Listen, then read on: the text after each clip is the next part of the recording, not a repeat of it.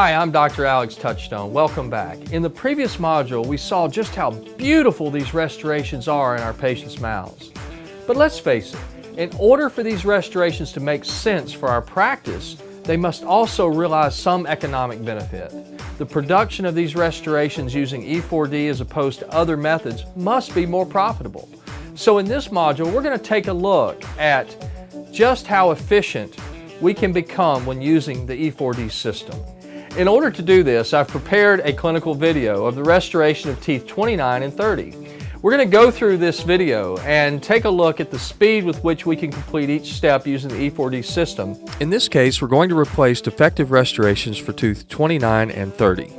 The preps are conventional ceramic preps with margin design and reduction requirements similar to that of a PFM crown or a porcelain inlay.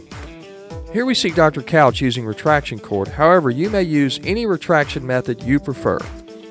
Scanning the teeth and/or bite registration material feels like holding a handpiece, is accomplished without applying powder, and takes about 5 to 10 minutes to complete. We may choose to delegate the scanning and/or design to a team member, thus freeing us up to check hygiene or perform other procedures. The E4D software then gives us an initial proposal that requires only minor adjustments using intuitive tools, such as the rubber tooth tool seen in use here.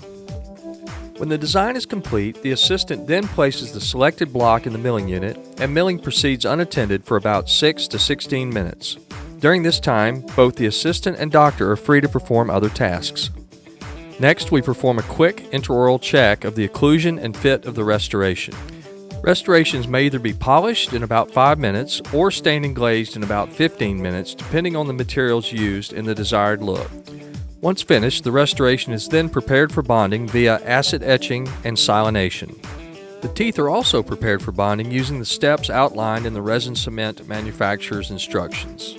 The restorations are seated and illuminated briefly with a curing light to tack them in place and facilitate easy cleanup of the resin cement. And we can see we have two very beautiful restorations done in about an hour and a half using the E4D system. In the next module, we're going to extrapolate that out into what using the E4D system really means for our practice as a whole in terms of profitability.